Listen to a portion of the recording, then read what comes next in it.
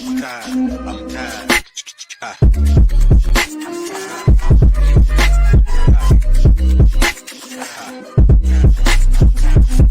Late Morning Program with Namarasa podcast.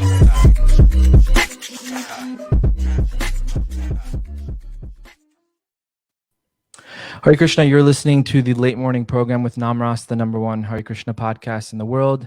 I'm so very honored to have Satyanarayan, Sri Satyanarayan Das Babaji Maharaj on the podcast today. Maharaj, thank you so much for joining me. Namaste. So I wanted to have you on the podcast because you're a very erudite scholar within the Gaudiya Vaishnava community. I just want to kind of talk a little bit about your qualifications. You have a PhD in the analysis of Bhakti Sandarbha, an MA in Sanskrit, MTech, a BTech, also an Indian law degree, which is really fascinating as well, and so very well learned. And so I'd like to also talk to you about different aspects of Krishna consciousness, as well as your own history in Krishna consciousness in Bhakti. And so maybe we can start there, Maharaj. Maybe we can talk about how did you come in contact with spiritual life? Well, this is a long history. So it may take some time because it's not that somebody preached to me and I joined ISKCON or I joined spiritual life. But from my very childhood, I was very clear what I want to do. As far back as my memory goes, I had this idea that I don't want to live like a family life. I don't want to get married, which I saw people around me, family people. And I wanted to be a sadhu. In fact, I used to visualize myself with beard and everything. So which you see now. Right. I was born in a village which is like outskirts of Vraja. And in those days, I mean, things have changed so much. It is unbelievable. I think I belong to one of the last generation in India where they have seen both sides of the world. What you read in the 10th canto, Krishna's childhood in Braj, how he was in the forest, tending the cows, living just a pastoral life in the village, and everybody is together. I lived like that. It was a very small village, and there was no electricity. So you can imagine, no electricity means no machinery. Forget about phone and all this television, computer, camera, watch. Nobody had watch. So just imagine the life living without any watch, without any radio, no news from anywhere, basically, just people together. And there were about 50 families, I think, and everybody was just doing farming. Of course, there were some like 2 Brahmana houses which were doing the Brahmana duties, and some what you call the Shudras, they do other things like making shoes, cleaning, like how it used to be in India, the Varnashram system. But predominantly people were Kshatriyas. I belong to a Kshatriya community. Actually, my lineage comes from Arjuna. Wow. We can trace it. Because in India, there is a system which people may not know, because sometimes people think all these Puranas are just stories and they've been made up by somebody. There's a class of people, they're Brahmanas, they're called Bhatts, also called Jaga in some places. Like what you hear Sut Goswami speaking Puranas, they are actually belonging to the same class of people. Maybe they were originally called Suta, but in the village they were called Bhatta. Like you have Bhattas, like Gopal Bhatta. So they were called Bhatt. So what they do is that they keep record of each family. They keep registers, and they were considered that authentic. So any birth happens in the family, any death happens in the family, they keep a record of that. And once a year, they go to each house. They will have like many villages under them. Like one family of Bhatt may have 10 villages, like a king ruling 10 villages, 15. Like in the olden days, there used to be very small kingdoms in India. So they come to your house and then they will have dinner in the family. They will stay with the family for one night, and what they do is they recite the lineage, and they have made like sloka type of things. They just don't read it. It's like a poetry. Wow. So that's why I can believe that this Purana, why Sut Goswami is speaking, because he actually belongs to that class and he knows, and therefore one of the characteristic of the Purana is Vansanu Charitam Chaiva, that defining the Vansa, the lineage, the genealogy, that is one of the characteristic. Atra Sargo Visargasya Sthanam Poshanamutya Vansanu Charit Manvantar Ishanu Katha.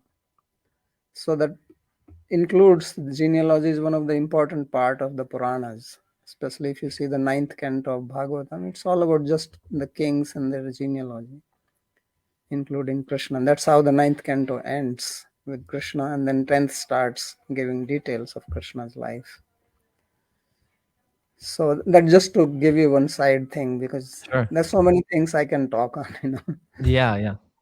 Also, when somebody dies, then you have to go and do Shraddha. So you go to Haridwar, you have to put the asthi, the ashes, into Ganga. There are also Brahmanas who are sitting with big piles of registers, and they have record of all your family members, whoever ever visited there.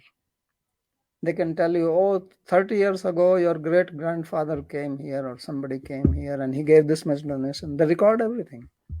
Wow. So there are a lot of history which can be traced, but I think now these things are disappearing, unfortunately. What do you feel about Vrindavan changing in the sense of, Yeah, I have it's seen that become, also, because I've been in Vrindavan now 35 years. So I have seen so much change. yeah. In fact, recently I went to my village, maybe after 35, 40 years. The village is no more a village. I cannot recognize it. All the fields are gone. There are buildings everywhere. Most people have left. Many have died. I hardly can recognize anybody there. So anyway, I lived like that. I have tended cows. I have gone to the forest with cows barefoot and playing all these games which are mentioned in Bhagavatam. Wow. So that's how I grew up. And I was always thinking of my goal in life. I used to do puja as a child, do worship of Krishna, and whatever I knew. There was no guidance. But there was a sadhu who used to come to our village from Vrindavan. He belonged to Radha Vallabh Sampradaya, if you have heard of Hita Harivansh Goswami, Right. Yes. whom we say was a disciple of Gopal Bhatt Goswami, but then there was later some conflict and he separated, or rather, it is our belief that he was like sort of rejected by him over certain issue. Hmm. So that's the controversial story. I don't know the truth. Anyway, this sadhu, he used to come to our village, much before my birth, and he was blind, but he had some yogic powers. So people were very impressed, and village people generally ask about their family problems. He will do that. But he wanted to build a temple, and my grandfather donated land for the temple. So the temple wall was actually adjacent to our house. So that was also the thing that from my childhood I used to attend the Aarti. He established Radha Krishna temple there. And later on, when I joined ISKCON, I joined in Detroit and I came to India. Then my grandfather told me that this sadhu, people used to call him Surdas. Surdas is a name of a famous poet, Surdas, who was around time of Jiva Goswami. And he wrote a lot of poetry on Krishna, but he was blind. So now in India, it is a tradition that anybody who is blind, they call him Surdas. Because calling somebody blind is like an insult. Right. So his name was actually Kishori Das Baba, but nobody really knew his name that way. Everybody called him Surdas Baba, Surdas Baba. So my grandfather told me that when I was born, then he went and reported. He happened to be here at that time. He used to travel by foot, going from village to village, and he made maybe 15, 20 temples in all the nearby villages. And there used to be kirtan and all these things. So that he predicted that this boy, he will become some big politician or he will become a sadhu. So my grandfather said that now his prediction has come true. Wow. When So you, yeah. so I grew up in that village atmosphere, and I used to read stories. The temple had some book like Mahabharata. I used to, when I grew up and I learned how to read, I will read those books very eagerly. And the village people who are mostly illiterate, they will come and sit down around me and hear the stories, because they've never heard something like that from Shastra. So that is the type of childhood I had. And then in our village, there was a school which only had like one room and one teacher there. It was nothing what you can imagine a school, just sitting under a tree and learning basically what you call reading, writing. Then I went to another village. So that was from first grade to fifth grade. And then sixth, seventh, and eighth, I went to another school in a village which was about a mile away from my village. And after that, there was no school nearby to study, and my father wanted, all of us to be educated. So one of our relatives, he also lived in a village in the outskirts of Delhi. So near his village, there was a higher secondary school, means for what you call ninth, 10th, 11th grade. At that time, we didn't have this 10 plus 2 system. So I lived in their village and studied there, which was like a big shock for me to leave my village. And that was like more modern with, electricity, this, that. And it is he who prompted me. I was very good at studies. So he prompted me to appear for IIT, Indian Institute of Technology, Right. joint. And there used to be entrance exams. They still have, and it's very tough. It's not easy to get into IIT. Probably you know that IITs Oh, are yeah, like of MIT course. in India. Yes. Sometimes people get admitted in MIT and IIT, and they prefer IIT over MIT. Right. Many of these companies like Microsoft, most of the engineers are from IIT. Google's CEO, I think he's also IIT. Yeah, yeah, they're all on big posts. So anyway, I got admitted there, which was like a miracle, and that was another shock because when I arrived there, I don't know English, and all these students who came there, they all came from very rich families, high class families, and I come from a village. So I had to struggle. I have to learn English myself. Wow. So I passed, and when I completed, it was a 5-year course, BTech, Bachelor of Technology. So then I was worried because now if I complete my BTech, then I will get a job. Then question for marriage will come because this standard in India. Hmm. So therefore I did MTech. I said I got 2 more years. So I convinced my father that I want to do MTech. So I did BTech and MTech, and then after MTech, I got a job. So first I got a job in a division of Ford Motor Company. They used to manufacture a tractor in Faridabad, which is not far from our village. So I got a job there and I lived in my village. But then the pressure for marriage started coming. And in India, it was like a arranged marriage system. So what happens is that the father of the girl approaches the father of the boy for the marriage proposal.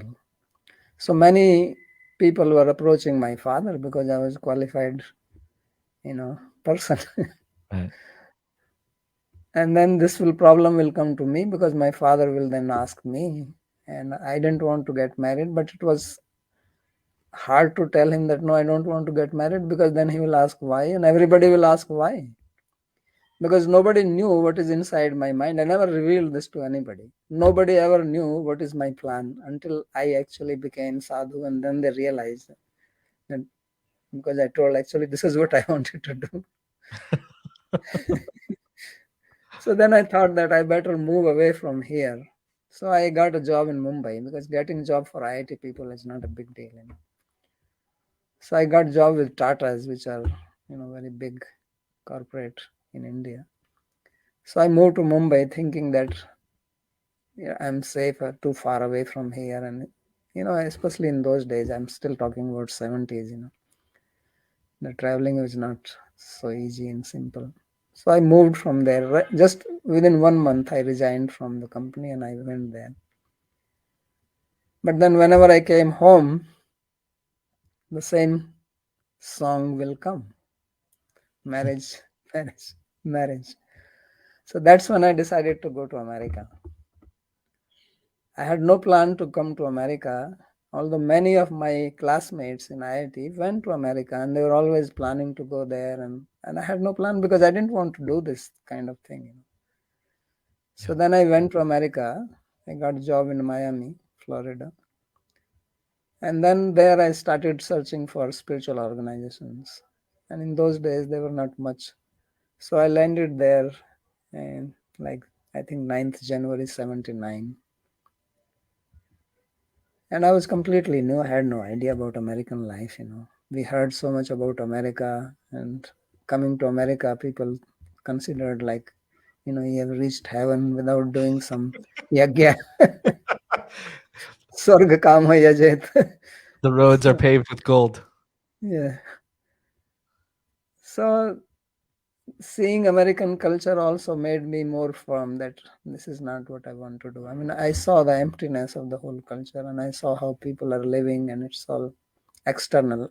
External is very nice, but internal is quite stinking. I'm sorry to say that. Right. Agreed.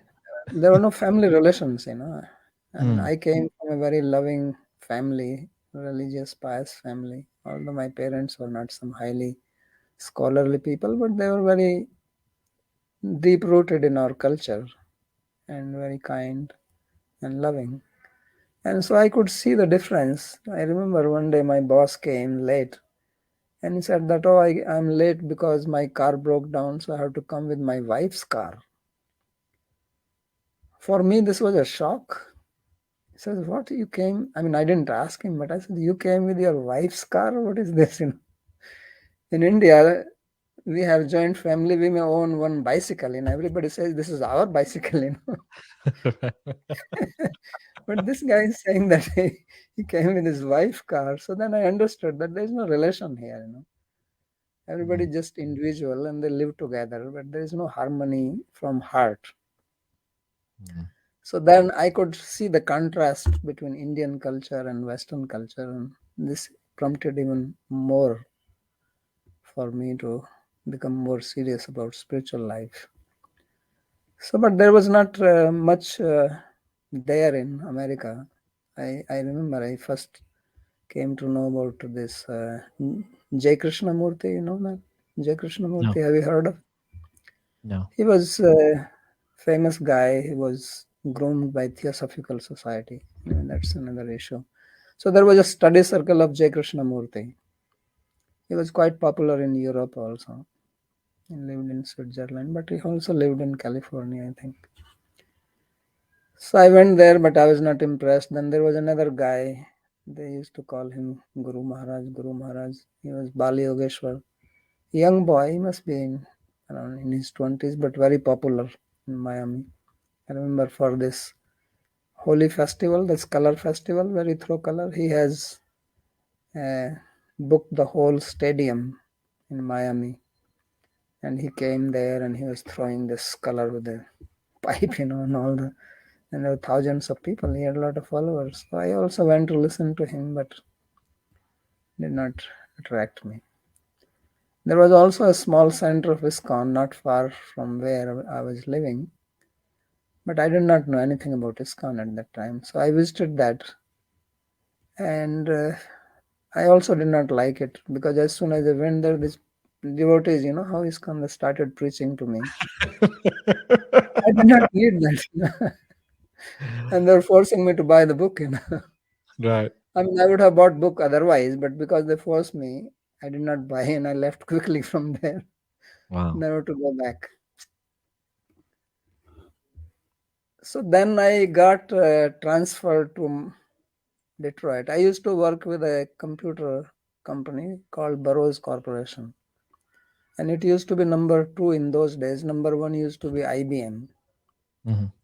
And in those days, these kind of computers which we have now, this does not exist. There used to be like three types of computers only: small size, medium size, and large size. Large computer, medium computer, small computer. Large computer means it will have its own room. They used to call it computer room because it will be huge. So it has to be, kept at a proper temperature. And even the small ones were big. They will occupy like a whole table. Wow. So I came to Detroit, and by that time I became even more serious. And fortunately, there was a library downtown in Detroit, and they had a section of philosophy in which they had some books about India, Indian culture. So I used to borrow books from there and read because nothing else was available. So I was reading biography of Ramakrishna Paramhansa, and I was quite impressed. And I thought, well, I have to maybe find something and maybe join them. And he was saying that one should control the senses, and fasting is very important for controlling senses. So I started fasting on the weekend. Every weekend I'll do complete fasting Wow. because I was very serious. And I had a lot of friends in those days. Friends were very close circle, and they used to have party on the weekend, but I was completely aloof.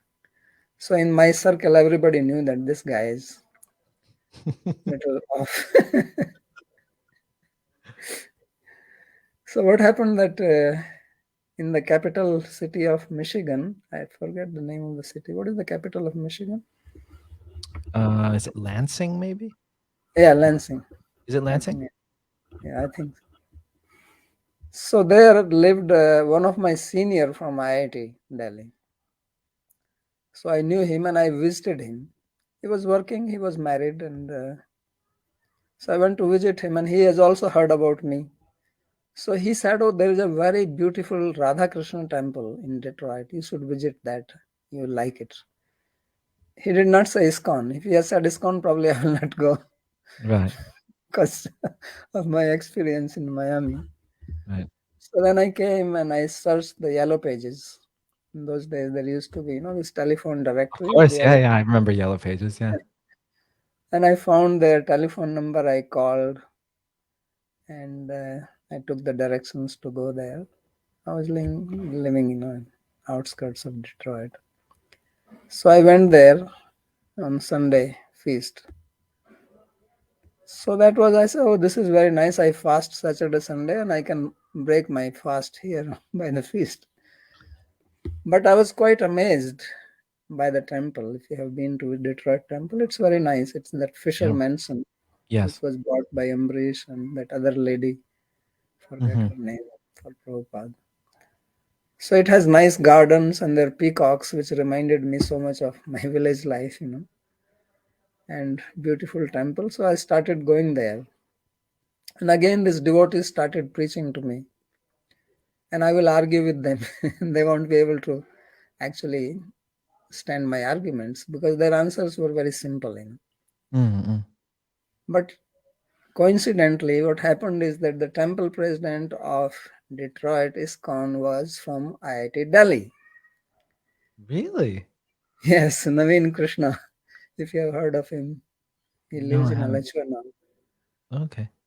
Yeah, he once upon a time he was also GBC, but he left because he was, bringing up this issue of poisoning of Prabhupada. Mm. And he wrote that book also, I think so. I think he left ISKCON, but I think he lives in Alachua. He came to visit me a few years ago here. So he told all the people there in Detroit. Detroit was a very big community in that time. There were at least 80 devotees in the temple, and many very nice. I think it was one of the most flourishing temples in ISKCON at that time. So he told everybody that don't preach to this guy. I will handle him. And at that time, I also met there. There was another friend of mine who was from IIT, also from IIT Kharagpur. And there was another devotee, Ravi Gautam, who is known as Rasraj now. Probably heard his name. He's Hmm. in India. He's still there in ISKCON. So we three became very intimate friends, and we'll meet on the weekend. Actually, every Friday or Saturday we'll meet together and we'll discuss. And then Sunday, he was living in Flint, which was like 80 miles away from Detroit. He was Yeah. working there. So we'll go to his house, and he was also alone, and we'll just talk about Bhagavatam, this, that. And three of us joined together. So we took Diksha in 1981 in Detroit. So that's how I joined. Wow. And my job was very interesting. My job was troubleshooting. So the Burroughs Corporation, besides making computers, they also were making software packages for the companies, like for accounting, for the, inventory, etc. So if they had any problem, then it will come to me. And since computer was not that everybody had a computer, so I needed a computer to work on that. And he said, well, you can work in the evening, so that in the daytime, the other people who are writing program, they can use the computer. So they said, you can come after 5 o'clock, 5 to 12 or something. So I said, how about 3 to 10? I said, I don't need computer immediately. So I'll come 2 hours early. And then once you guys leave, then I leave the computer. So basically my job was like 3 to 10, which was like, it's like I'm free whole day. Right. And 10 is not that late. Yeah. And the office was not far away from where I lived. It was maybe 15 minutes drive. Mhm. And then this troubleshooting, why I'm saying is that troubleshooting was an interesting job because nobody knows how long it will take to troubleshoot. So they'll give me the problem and they will ask me, so how long it will take?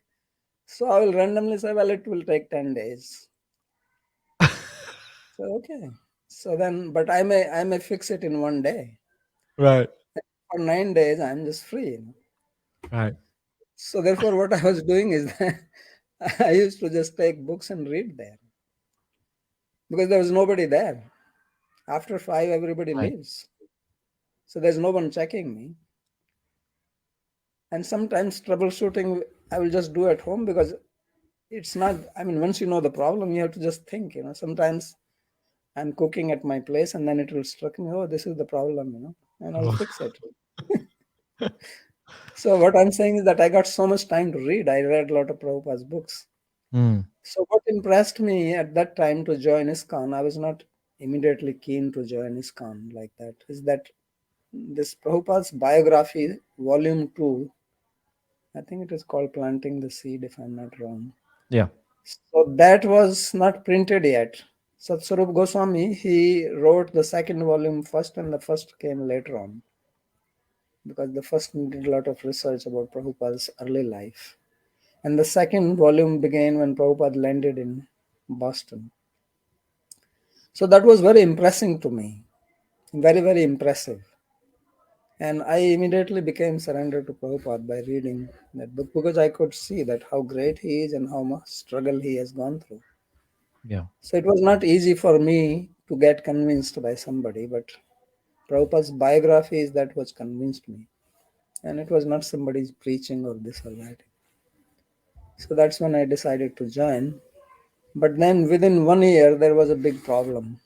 I took Diksha from Jatirtha Maharaj, Tirthapad. Oh, right. Yeah. And then 1982, he had this problem. Yeah. We were already hearing this, but being disciple, we will hear all the positive side. Right. So he was taking this LSD, and this was a big controversy. So then he left and he joined Sridhar Maharaj Right. in Navdeep. So many of his disciples left, and it was big troublesome period for me. So then I don't know what to do. So at that time, many of the gurus came, Rameswar Swami came, Bhavananda Maharaj came, and Gopal Krishna Maharaj came, and who else, and some other. And, most of my ex-god brothers, they all got reinitiated. So I and Rasraj and this third person, his name was Gaudiya Prakash, we did not take initiation. So Rasraj said that he will go to India and find out what is happening actually. Because we were not sure that really what is being told to us is true. Because you were in America at the time. Yeah. So then he came to India and he met Jatirtha Maharaj, and somehow he got convinced by him. So he joined him. And then he was opening his temple for him in Bangalore. And I was left alone, and we don't get any news. And I was still there. I was treasurer there in Detroit. So all the devotees used to come every morning to take money from me.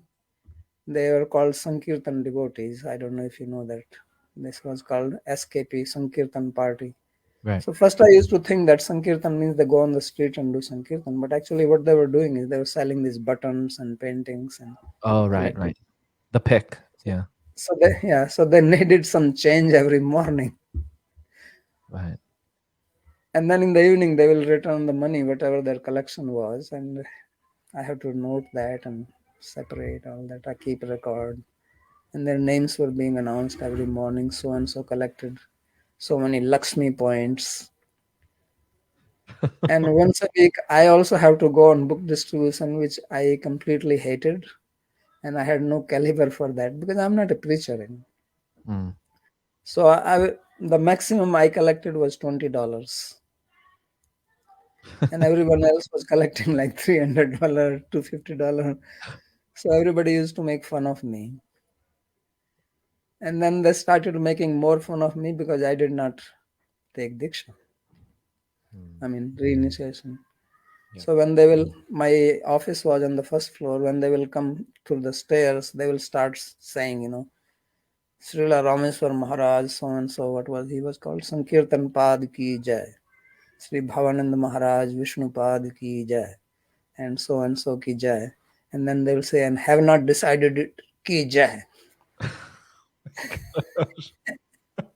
Have not decided yet Ki Jai.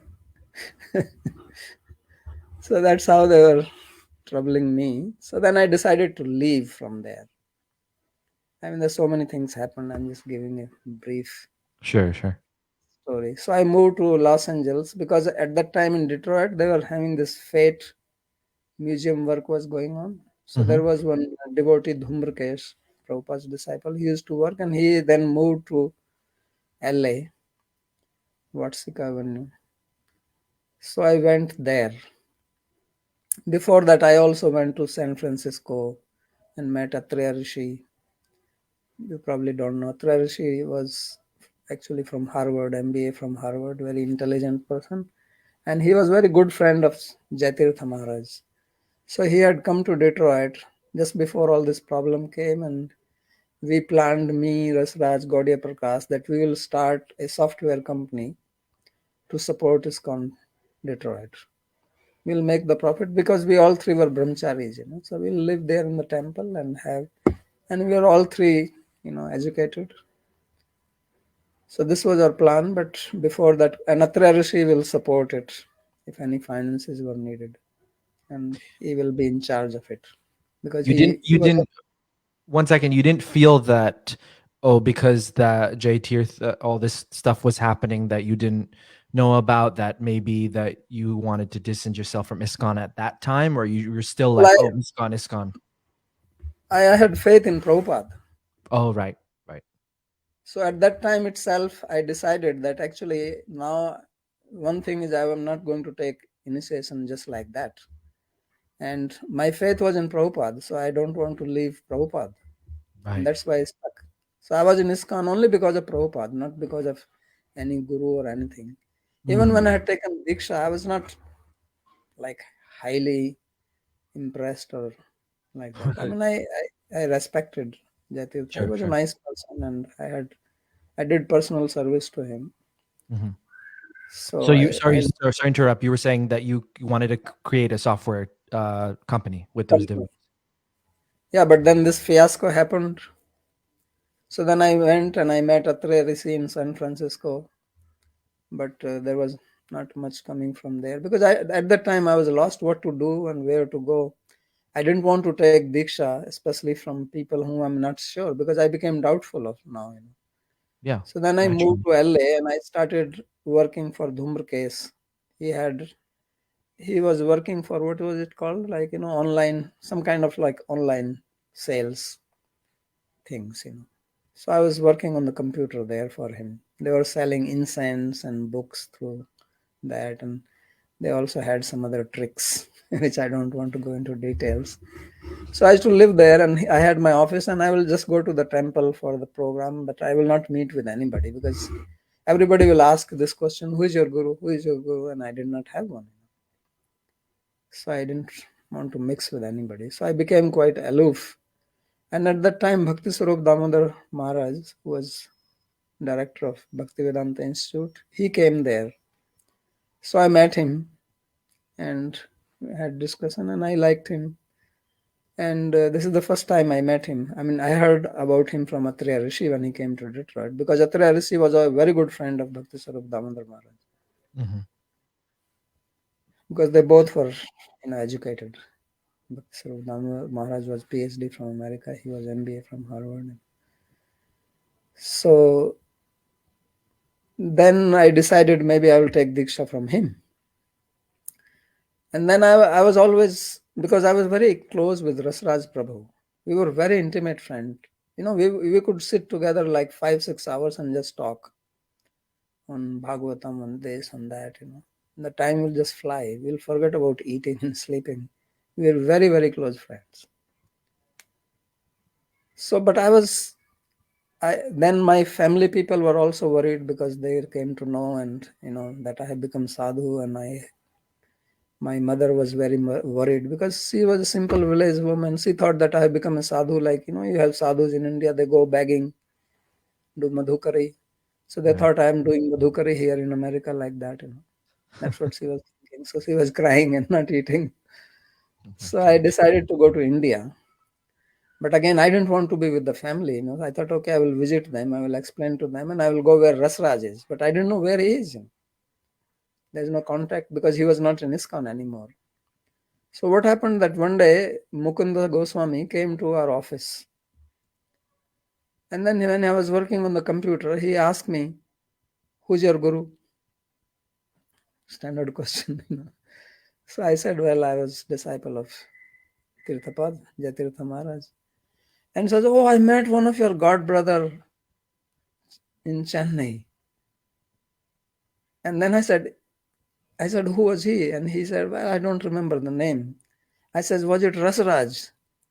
And he said, yes. And that's how I got the clue about Rasraj. So then I booked my ticket, and I said, I will go to India and I'll join Rasraj in Chennai. And I was also trying to get in contact with him. So I got the Chennai phone number from BTG, and I called, and he said, no, he does not live in the temple. He comes only on Sundays. So anyway, on one Sunday, it was possible for me to talk to him.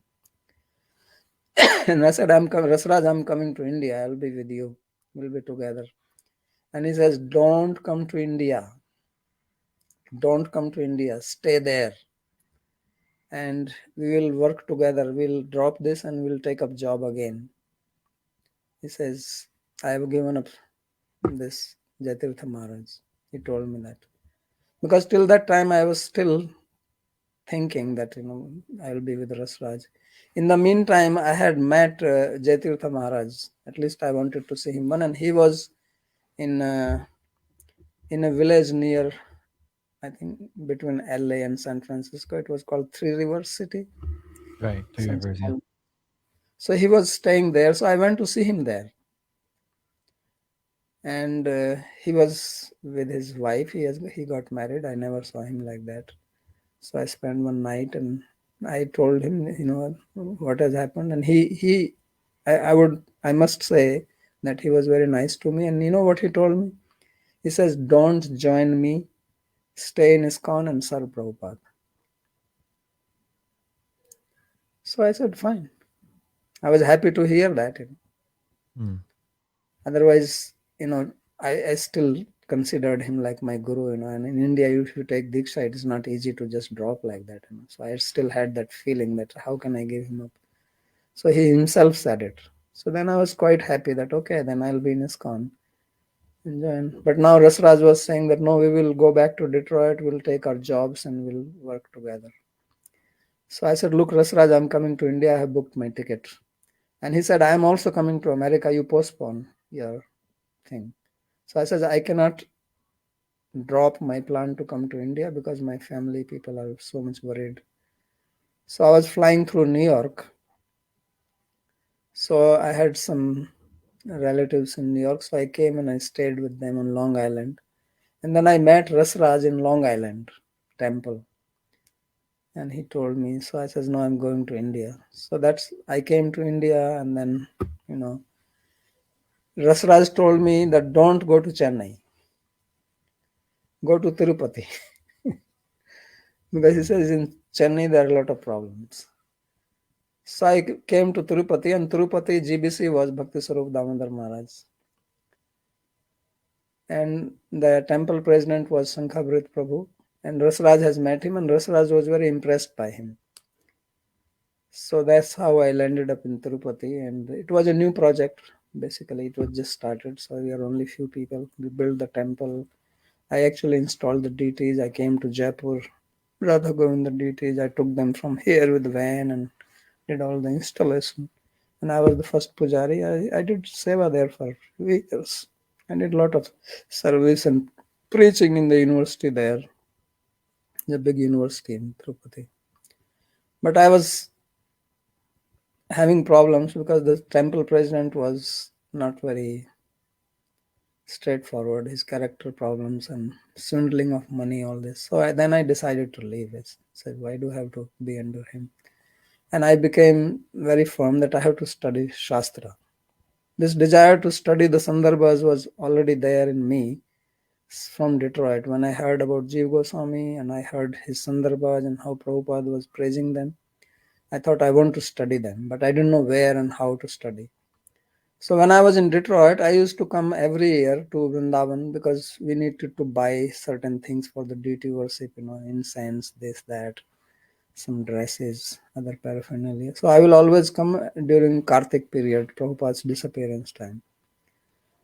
And I was very fond of books, so I will go to Loi Bazaar and buy books. So there I bought books on the Sandarbha. And then I read the address of the person who printed it, and that was my present Guru, Sri Sri Haridas Shastri Maharaj. So I went to see him. And when I went to see him, he was teaching to one ISKCON sannyasi. So I just sat there, I listened to the whole class. And but he was teaching in Bengali because this sannyasi, his name was Venkat Swami or something. I don't know where he is now. I heard he went to prison for some time. But so after the class, I asked one question to Maharaj, and when he answered, I was so impressed. So then I decided I must come and study under him. But I did not know because I had so much responsibility in Tirupati, and there was a big project. We had a plan to make a big temple and guest house and regular ISKCON project. Mhm. So it would take 10 years. So I used to plan that I will be here for 10 years. When this project is ready, then I'll drop and I'll go to Vrindavan. But then situations became very bad, a lot of problems. And Shankhabrit was married person, so he was not in the temple. So all the problems will come on my head. He made me like a co-president. He created a post called co-president, not vice president. So basically I was managing the whole temple. And managing means seeing all the problems of the brahmacharis and this and that. So I said, "Man, this is not what I want to do." And then all the money was going somewhere. So I said, this project will never start. He collected a lot of money, but swindled also. So then I decided to leave. And I knew that if I leave, he's going to create a lot of trouble. So I had university students and I told them I'm going to leave and you have to protect me. So my train was at night. And then I did not tell Shankabrita till the last minute that I'm leaving. And he was totally shocked. and he wanted to physically stop me, but the students were there. So they escorted me to the train station and I left from there. My And I gosh. came to Vrindavan. In the meantime, I had contacted my brother and I said that, look, I'm going to live outside ISKCON and I want to study. So he said, okay, he will rent a room for me and you come. So when I came, obviously it will take some time to rent a room. So I came and I stayed in ISKCON Gurukula, Brahmachari Ashram. And there, when I was staying there, then I was talking, I knew some people. So they said that, why you want to leave? Why don't you stay here only and study? So I said, okay, then I will take some service here. So I went to the temple president and I said, please give me some service. I want to stay in Vrindavan. So he asked me my background. So he said, you are too qualified to do service here in the Brahmachari Ashram. You go to the Gurukula and meet Dhanudhar Swami. Maybe he will have some service for you. So Dhanudhar Swami, I had written to him because when I was in Tirupati, I had also started a small school there for children. And I had written to him to take some guidance, which of course I never got any reply from him. So I went to Dhanudhar Swami. I had started learning Sanskrit in Tirupati. But the problem was that in Tirupati, I did not know the local language, which is Telugu, and the teachers did not know Hindi or English. So there was a problem of communication. So that's also the reason I wanted to move to Vrindavan. So then I met Dhanudhar Swami and he said, yeah, yes, we need a Sanskrit teacher.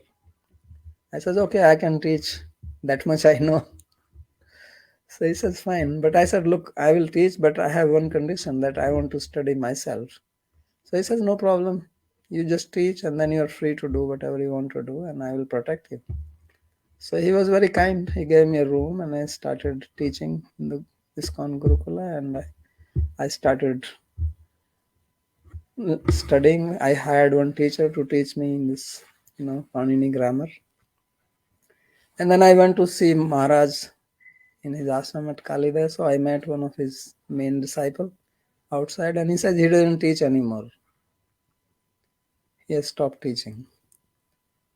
Your guru doesn't teach anymore. Yeah. Mm. He was not my guru yet. Yeah, right. But so I was very shocked. So I came back. Then I went around throughout Vrindavan meeting all the famous people here. Whoever had a name and fame that they're scholar, I met everybody. And I said I want to learn Sandarbhas because I was so eager to learn such Sandarbhas of Jiva Goswami. And everybody said that they cannot teach. The only person who can teach is him. So then I came back. So what happened is that around that time, I continued studying my Sanskrit grammar and teaching. So one of my god brother, means disciple of Swarup Damodar Maharaj, he came from Mumbai, whom I have met there in Mumbai, because there was a world conference on science and religion, and I had attended there. It was in '86. So I was there with Rasraj and everybody. So I met him. He was in BI, this boy. So he came and he moved to Vrindavan to study Sanskrit. And he was doing Pujari Seva. So he came to see me. And I said, what are you doing? He said, I'm doing Pujari Seva. And he said, he's going to learn Sanskrit. So I asked him, from whom? And he said, from Guru Maharaj. I said, but he does not teach. So he says, no, the head Pujari here, Purnchand, he was a Bengali Prabhupada's disciple. He knows him because he has studied from him. Prabhupada himself sent this Purnchand to study from Guru Maharaj.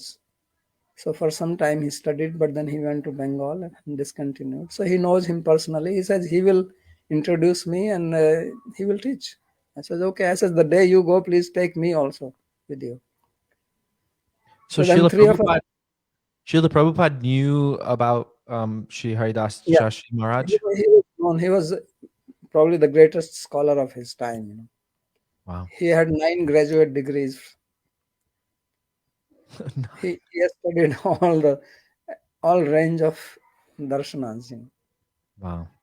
He was well known for that. Mhm. Everybody respected him for that, and very renounced person. So then I went with Poonchand and this. So Poonchand introduced that he wants to study Harinama Vritvakaran. So Maharaj said, okay. Then he looked at me and he asked me, and you? So I said, Maharaj, I want to study the Sat Sandarbhas. So he looked at me and he waited and he said, why don't you study Harinama Vritvakaran first? So I said, Maharaj, I'm already studying Panini. So studying two systems together is difficult. So I will study Sandarbha, and then when I'm completed my Panini, then I will study Harinamamrita. So he agreed.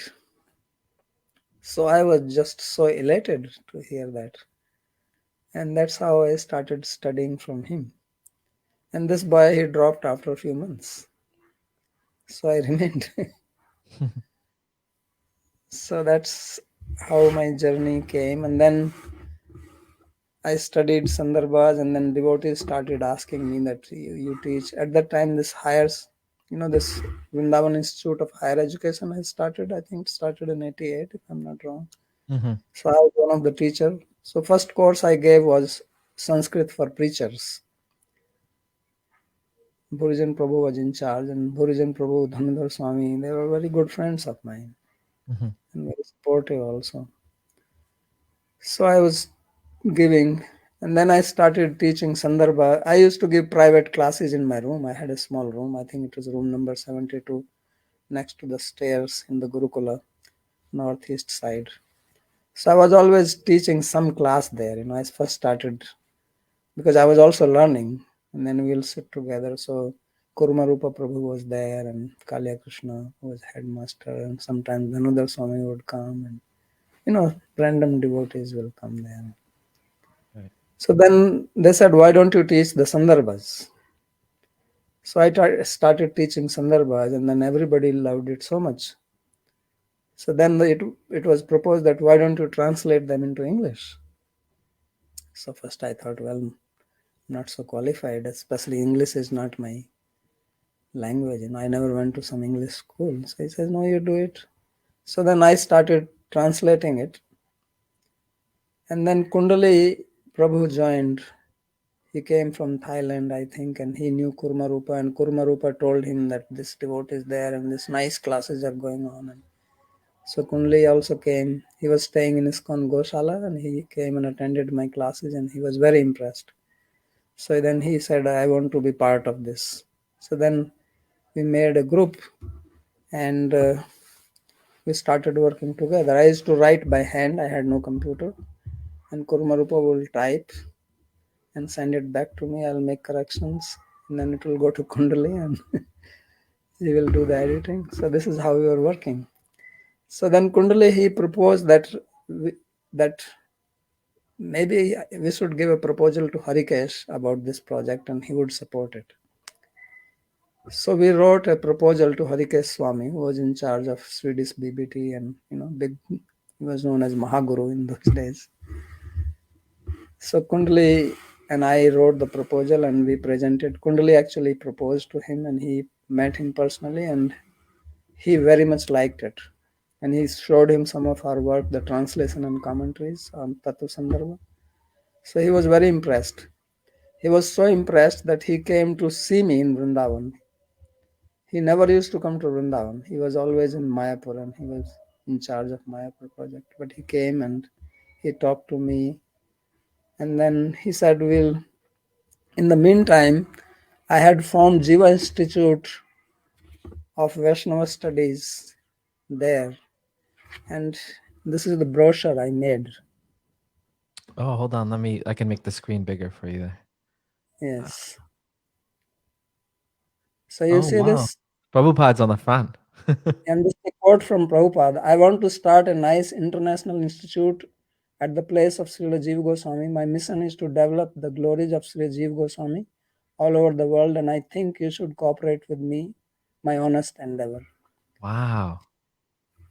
So this was my mission in Mhm. ISKCON, because I used to think, this was my personal thinking, that Prabhupada has done a wonderful job by, you know, making so many temples and devotees, but there should be a place where at least sincere devotees can do deep studies, because many devotees used to come to me when they were coming to my classes. I was already there now a few years, and they used to say, we want to study more, we want to study more. So then I said, like, we should have an institute where devotees who really want to dedicate for studying, they should do that. And then I found this quote of Prabhupada. I said, look, Prabhupada himself wanted it. So then I made this brochure where I have all this, what is our mission and what we want to do, and the books I wanted to translate. All that list is there. And then Harikesh Swami agreed to support, and he bought a land for us, Wow. which is not very far from where Jiva Institute is now. And we actually started construction. And this is the plan of that. We will have a basement and building, and our whole team will live there. So we had a team.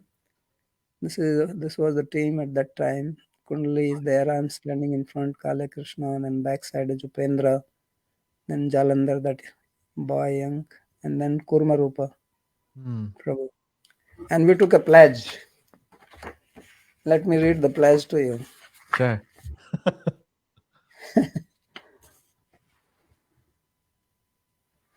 So the devotees involved in the Jivas is Jivas, we used to call it Jivas, the Jiva Institute of Vaishnava Studies, Mhm. is a very important service to Srila Prabhupada, to our predecessor Acharyas, and to the world. Indeed, we think it a service long overdue. To show our commitment to Jivas, we have decided to take a vow to dedicate the rest of our lives to the realization of this wonderful project. Hence, with the worldwide community of Vaishnavas as our witness, we vow the following. We, the undersigned, dedicate our life, wealth, intelligence, and words to the service of the Jivas, that is Jiva Institute of Vaishnava Studies project, as described in this pamphlet.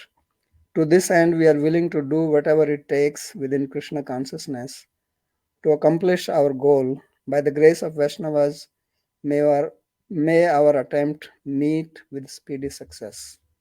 And then everybody signed. So now from this team, I'm the only one still This pursuing is that an goal. unheard history. I've never heard this before. Yes. So you see, now then came this problem. And so now Harikesh Swami said that this Sandarbhas should be published by BBT. And he said that he will publish them with Swedish BBT. So then what he did, that he brought in Dravida Prabhu and Gopi Pran Dhan Prabhu as my editors. So Dravida Prabhu was the final editor of English along with Kundali. Kundali will be the first editor, and then Dravida. And Gopi Pran Dhan Prabhu will be the editor of Sanskrit and checking. So then we were all working together. So Yep. Gopi Pran Dhan Prabhu was my final editor. And then the book got ready. So when the book came, then this problem of Jiva fall down came at that time, because Jiva Goswami says that we are beginninglessly conditioned, anadi baddha. So this issue came up, and Gopi Pranadhan Prabhu said that this is wrong, we cannot accept it. So then in Mayapur they had a meeting with all the BBT trustees. So I was called there, and Kundali, was he there or not? No, he was not there. So I went there, and we had meeting with Jayadvaita Swami and Harikesh Swami, and there was whoever the BBT trustees at that time, Gopal Krishna Maharaj. So there was a long discussion on this point. So first they said that I should change the translation, and I did not agree for that. I said I cannot change Jiva Goswami's word. I'm I'm I'm a follower of truth. So then the Gopi Pranadhan Prabhu said that, argument, counter argument went. So it was like they will not print it, drop it, because nobody agreed. But Harikesh was very powerful person at that time, and he has a lot of weight. So he convinced, and the conclusion was, because we also discussed that there are also differences of opinion in previous acharyas sometimes between, Jiva Goswami and Vishwanath Chakravarti also. Sometimes there are, and I know those places. So he says we can put a footnote that, this is it, and then below in the footnote we can say that Prabhupada says like this. So that's where we agreed. Before that, we said, when they said change it, I did not agree. I proposed that let this book be printed. If you change it, let it be printed with Gopi Pranadhan Prabhu's name, and my name should not be mentioned there. I don't mind, and I will assist him. But I don't want my name to appear on the book if it is twisting Jiva Goswami's words. I was very firm on that.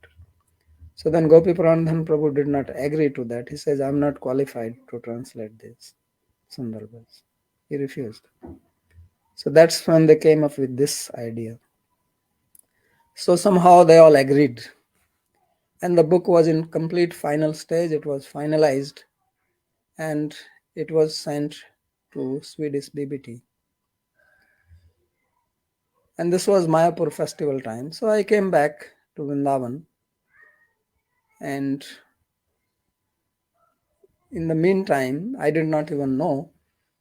So Gopi Pranadhan Prabhu and Jayadvaita Maharaj and Hridayananda Goswami and that Drut Karma Prabhu, Dravida, they all met and they planned how to stop it.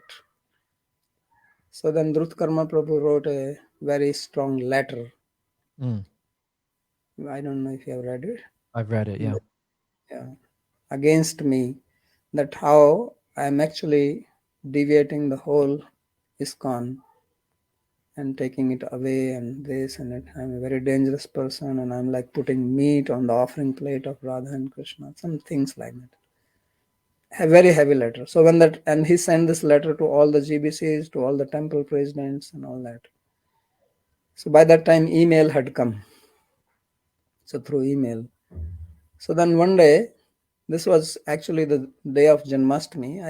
I used to go and study with Maharaj in the evening time. My classes were evening, and I would come at night like 10:30 from there.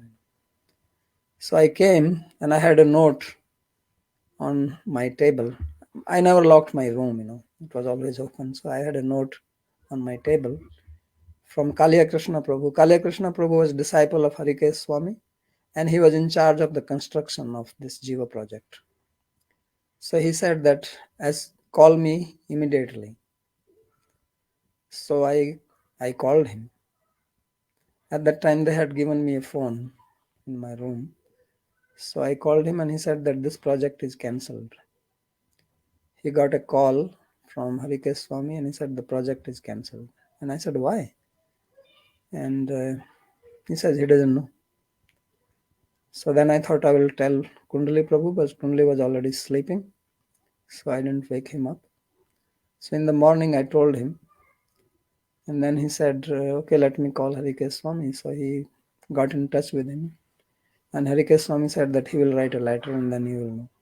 So then he wrote a letter and he sent this and he says, this is the thing and I cannot support it anymore because I will be in trouble then. So that's how the project got cancelled. And in the meantime, this issue has become very hot all over the ISKCON, this fall down thing. So we were getting a lot of questions and emails and arguments and counter arguments. So I did not have my own computer or anything. Everything will come to Kundali. He will bring it to me. I will reply. Then he will send. All this was going on. So then Kundali Prabhu suggested that, okay, the project is cancelled, everything. He says, we will print the book ourselves. So I said, fine. And then he said, why don't you write a book on this fall down issue? So that's how this book came into existence. what do we call as in Vaikuntha, not even the leaves fall. Right. What a title. What a title. So in this book, I basically tried to reconcile the ISKCON view or Prabhupada view with the no fall down issue. That this was a technique or for preaching. Right. And this book was done in a big hurry, because you can imagine that this project got cancelled at Janmashtami, which usually comes in August, September. And by January, we had printed the book. So we wrote this book and printed it, because our plan was that we'll take this book to next Mayapur festival. Wow. So That's in brave. February, yeah. So in February, we sent few hundred books to Mayapur with Upendranath Prabhu, because Mayapur festival starts before that. There are GBC meetings and temple president meetings, and devotees are already coming. So he went there with the books and he started selling. Jayadvaita Swami saw the book and he was very furious. He confiscated all the books immediately. And then I was called. I had to appear in front of GBC, full GBC board, and explain why I have written this book. So Kundli left. He did not. He went to Australia. So I went alone to Mayapur, and they made a committee to deal with this issue, in which we had Jayapataka Swami and Shivaram Maharaj was there, and I think Radhanath Swami and few others were there. So then I had to first appear, and then they questioned me, and then I had to appear in front of the complete GBC. So they asked me questions. So their main argument was that this book will disturb devotees' mind. So I said, well, you are saying it will disturb devotees' mind, but how do you know? I says, why don't you do one thing? You randomly select 100 devotees, so many devotees are here, and give them this book. We have copies, and let them read it. And then ask them if they're disturbed. And then you make a decision. So they did not agree. So they just banned the book. They said that we ban the book. So they passed 3 resolutions. One is that this book is banned. Number 2, I'm banned to give any classes to devotees, either in my room or in the temple room. And I'm banned to go outside to study. I can only stay there in the Gurukula and teach to the Gurukula students. That's all. So that's how it went. So then I understood that my time is over here. So I came back and I did not know what to do. So then I came back to Vrindavan. I was still teaching, but I did not stop studying. So I will go and study, and everybody will look at me, but nobody dared to ask me, why are you going to study? So this continued because I had no place. So then I took help from my brother and I bought this land where I'm sitting now. And it will take some time to get ready. Where will I go? And things in India move slow. So then by the time next Mayapur festival came, so before that, they sent a team to deal with me. And Trivikram Maharaj was the chief of that team. So he called me. I remember he called me after lunch. We used to have lunch, I think, 2 o'clock. And then he questioned me. So by that time, I had already decided that I will leave. So he said, who is your guru and what's your relationship and this and that. And he said, what do you think of Bhakti Siddhanta Maharaj? So frankly speaking, it may have been offensive at that time, and I would not say anything like this now, but I was also in that, upset mood. And I said, I don't think of him. So he was very upset when I said that. I said, I don't think of him. I don't need to think of him. So then he said, then you should leave from here. I said, okay. Then he asked me, how much time do you need to leave? So I said, give me at least 24 hours. So he said, all right. So then I came to my room, and now it was certain that I have to leave. And I was hoping that my place will be ready, at least one room will be ready, that then I could move here. But it was so. Then I arranged with Kale Krishna Prabhu. He had a house, and he had a small room at the entrance, like a garage room. So he said, "Well, you can come and live here." So I said, "Okay." So then next day morning, I called one bullock cart and loaded my things, and I moved out. And when I was going out, I met Trivikram Swami by chance. And he said, "Oh, you're leaving?" I said, "Yes." And then he said, "Oh, we will miss you." I said, "Well, really?" So that's how I left ISKCON. And obviously, people then thought I'm against Prabhupada, and I'm this and I'm that, and all types of things. I'm envious snake. All these regular designations were given to me. But I want to, speak clearly since I'm speaking. I'm not against anybody. I did not join ISKCON for this person or that person. If at all I joined because I was impressed with Prabhupada. But primarily, I joined ISKCON because I wanted to have realization of the truth, which was in me, in my blood, from my birth, coming probably from my past life. So, therefore, I don't have any competition with anybody. I don't compete with anybody. And after leaving ISKCON, I did not write anything against ISKCON or Gaudiya Math or Prabhupada or anything. And I have thousands and thousands of lectures recorded and on YouTube also. No one can say that I'm saying anything against anybody. Of course, if they ask me question about the Jiva issue and the dormant love, and I will answer what it is. And if they give arguments against it, I will refute it. But that's not going against it. I mean, this is India. Here we live like that. It's not that. And why shall I be hateful to anybody? How does it help me on my journey to be envious of somebody? Or here, you won't believe, I live in this ashram. Right opposite the main entrance of this building is ISKCON Youth Forum. All the ISKCON devotees are living, and they enter through my main entrance gate. They share it, and I have not had no problem with them, because this house actually belonged to an ISKCON devotee, but he had only one son from Mumbai, Bipin Sa. His son died, so then he donated this house to ISKCON, and they made it like a ISKCON Brahmachari ashram here. But we have a common entrance. We have no problem with them.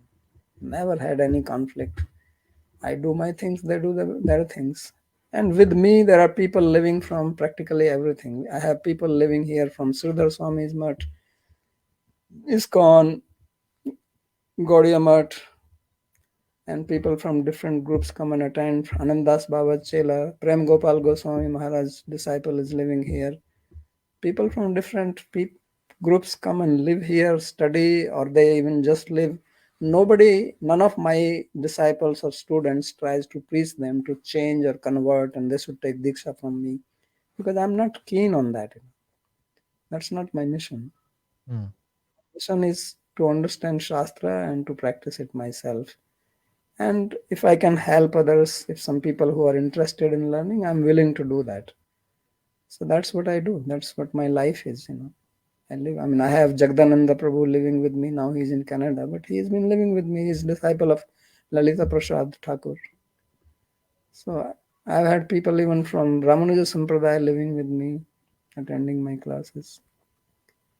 And nobody ever feels pressurized here that they have to be my follower, or I don't even ask them that they should attend my classes. It's up to them whether they want to attend or not attend. I don't force anything on anybody.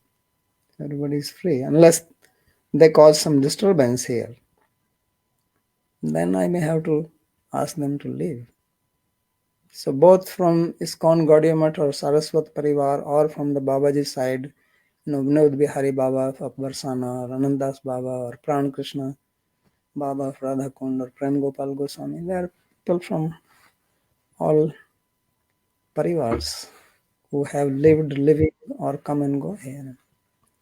So that is one thing I want to say, that do not please think that I have any hatred for anybody. Yes, I have my understanding of Shastra and I'm very firm on that, and I will defend that if there is a need for it. But that does not mean that I hate anybody. Right. I wanted to. That's like kind of the point I wanted to make when I had an email exchange with you, and you said, which something was really interesting. Some people cannot believe that someone can have a different opinion and not be hateful.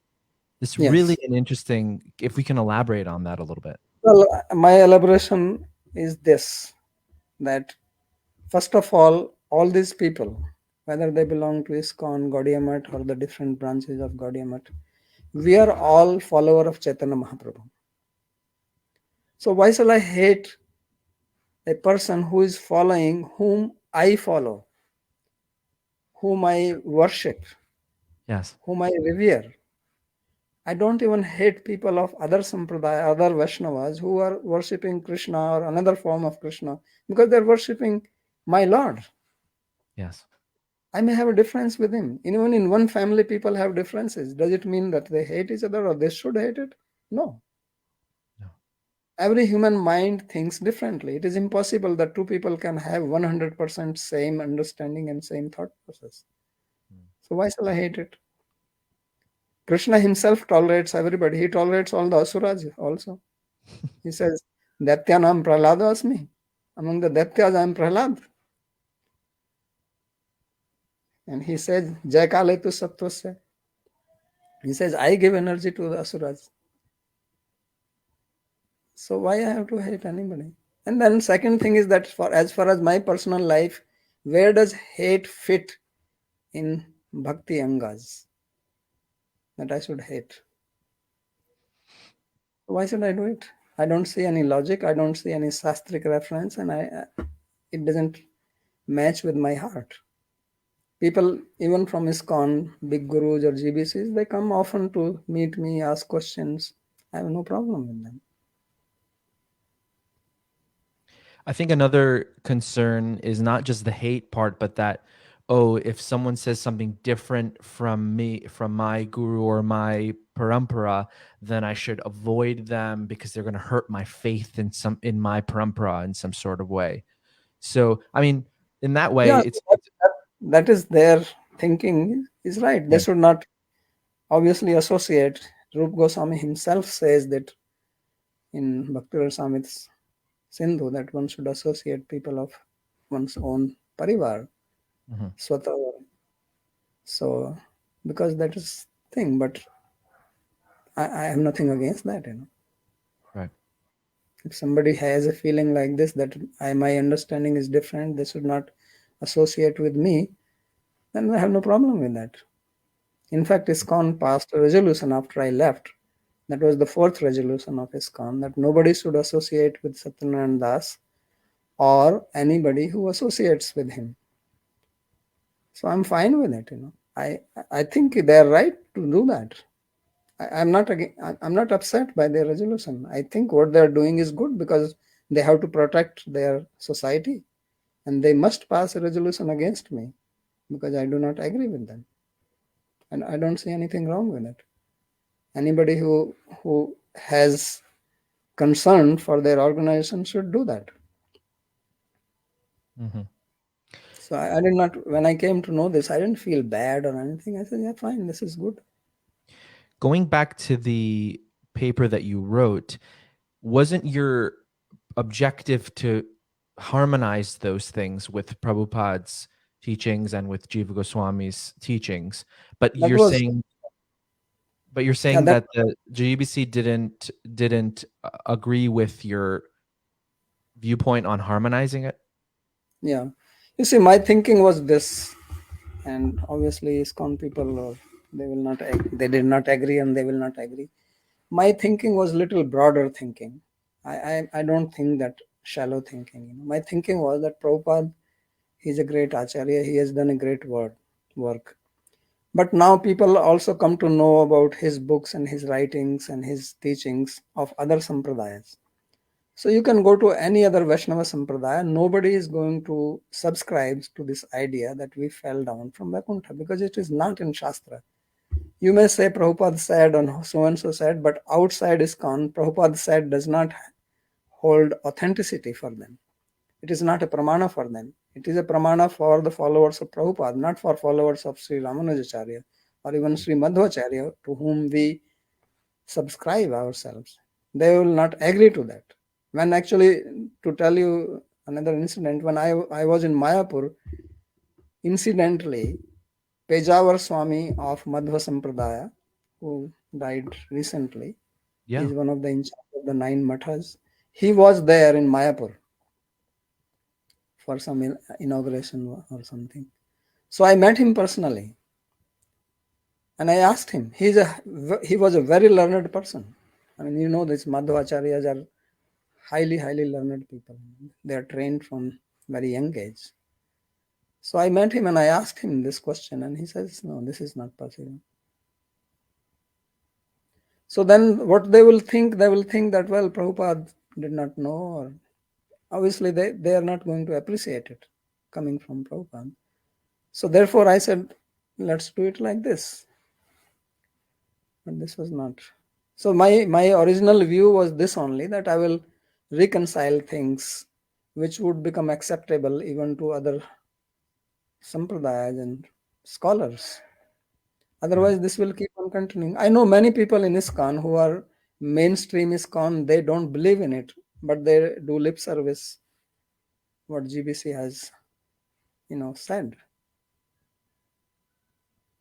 Recently, one ISKCON devotee came to me and he actually told this to me. He says, I'm not convinced about it, and he asked me and I explained to him, and he says he wrote to one GBC and Guru, one big GBC about this question, and that GBC and Guru openly wrote to him that yes, we do not fall, but we cannot preach it because GBC has restricted it. He said it.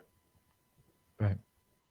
So it's not that even in ISKCON everybody is happy with this. So therefore I thought at that time that we can do something like this. This does not minimize Prabhupada's position in my eyes, but obviously they don't think so. Yeah. Do you think it's important sometimes for our faith to be challenged in a sort of way, just so we can have a more like to be kind of put out of our comfort zone when it comes to our faith, so our faith can grow in a proper way when there is some little bit of challenge? Because if there isn't a challenge, then sometimes we can become fanatical, or we can become kind of have one narrative and not really see any other, like have blinders on our face. What do you feel about that? Yeah, I will agree with you, but my view is different. My view is that faith, once you have it, there's nothing which can challenge it. And the problems come because we do not even know what faith means. If you ask a normal devotee and ask him, can you define what is faith? Probably will have a tough time defining it. So what actually is faith? The way it is written in Bhakti Rasamrita Sindhu, the way Jiva Goswami, Rupa Goswami, our acharyas use this word Shraddha, it means Shastrarth Vishwas. Shraddha Nam Shastrarth Vishwas. This is Jiva Goswami's comment on the word Shraddha, where Rupa Goswami says that Shraddha is the adhikar. When he is defining the adhikar, Shastra Yuktau Cha Nipuna. So he said this is what the word Shraddha means. So that means Shraddha comes when you understand the meaning of Shastra. And that comes when you study Shastra. And then when you study Shastra, then all these challenges will come naturally. Because Shastra and the commentators, they already bring out these type of issues there. So then it will be Vada. Then it will be a friendly discussion to understand the truth. Otherwise it turns into Jalpa or Vitanda. That I have to win or I have to just refute you, that's all. So that is very important. So what is happening at present in our Sampradaya, unfortunately, is that there is not much study of Shastra. In fact, people think it is not needed. And they think if you study Shastra, you just become a scholar. That is not devotion. But they forget that in the very beginning of the 64 Angas, what does Rupa Goswami write? He says, Guru Padashraya Tasmat Krishna Dikshadi Shikshanam Vishrambhena Guru Seva Sadhu Vartmanu Vartmanu. So he says bhakti begins, he says tasmat. Tasmat means therefore or then, which means if you are truly interested, if you are sincere, if you want to dedicate your life to the path of bhakti, then this is what you have to do. He gives the steps for that.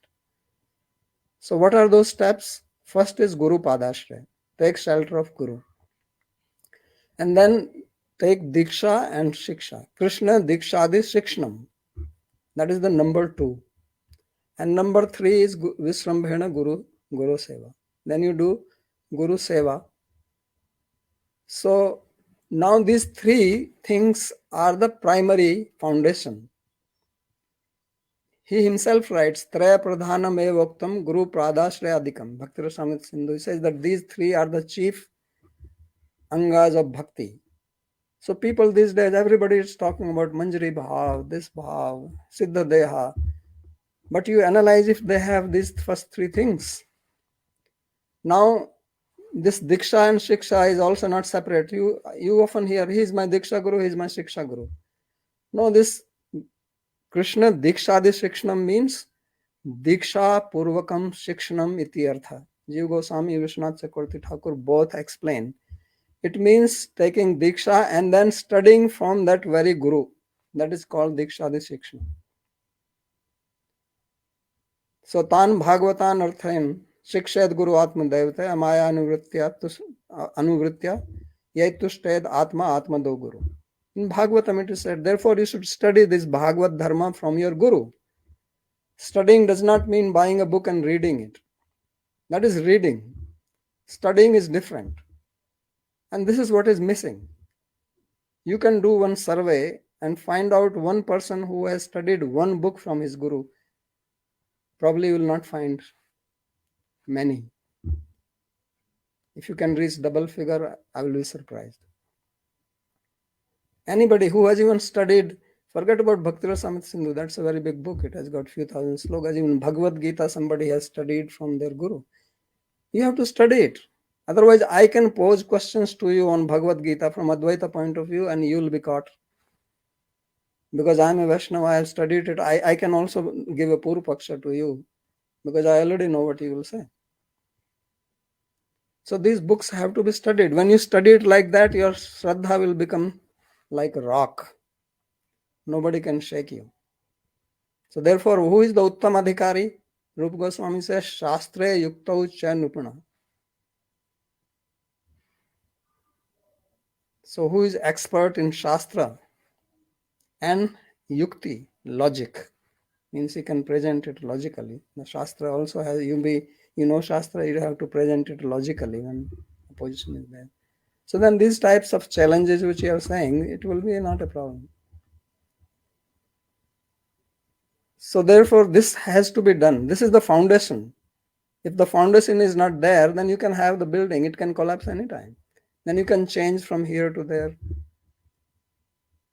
So just like you go to a university, so first you have to take admission in the university, right? Or a college. Right. So you become a student. And then you have to attend classes there. Have you ever seen that some student takes admission in the university, pays the fee and everything, gets his number, but then he did not attend the classes? He is attending classes one day in this university, another day in another university, another day another university. It doesn't work like that. So Diksha is nothing but the beginning. That's why it is called initiation. Diksha and Shiksha are put together by Rupa Goswami. They are not two separate limbs of bhakti. He says Dikshadi Shikshanam. Because that is just a formal acceptance.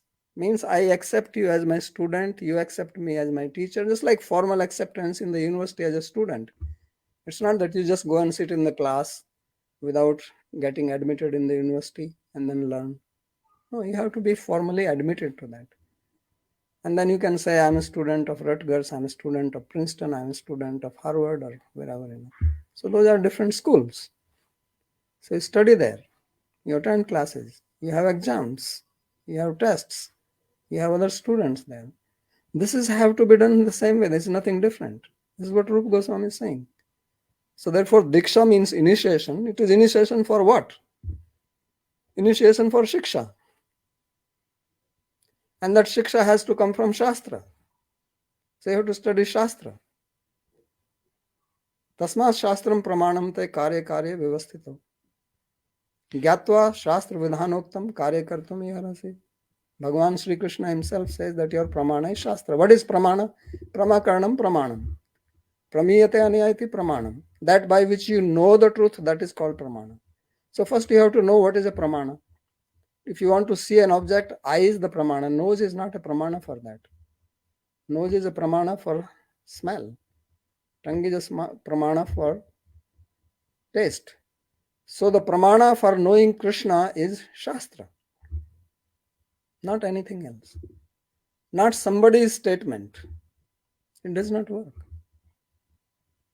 So therefore, Guru is also that who knows Shastra. Tasmad Gurum Prapaddeta Jigyashu Shreyottamam. Shastre Parecha Nishnatam. Nishnat means expert, like who has taken a dip in it. Snan. Nitram Snataha. Who has taken a complete dip in the Shastra. He knows the Shastra inside out. That is qualified Guru. So this is the path of Bhakti Marga. This is the path which our Acharyas have laid down for us. And if we are serious about it, then we have to follow it.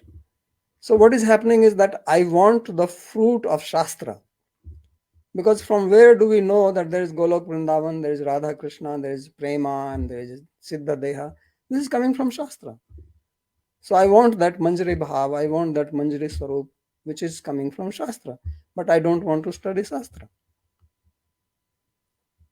So I want to become a doctor, but I don't want to sit in the class and study. It won't happen. So you go on trying. So people keep on trying 30 years, 40 years, and then if you talk to them privately, he says, well, my mind is still not stable, I don't chant. And then you hear all this. In Bhakti, there is no fall down. You know that? Kaunteya pratijanihi namad bhakta pranashyati. He's saying, the boss is saying, my devotee does not fall down.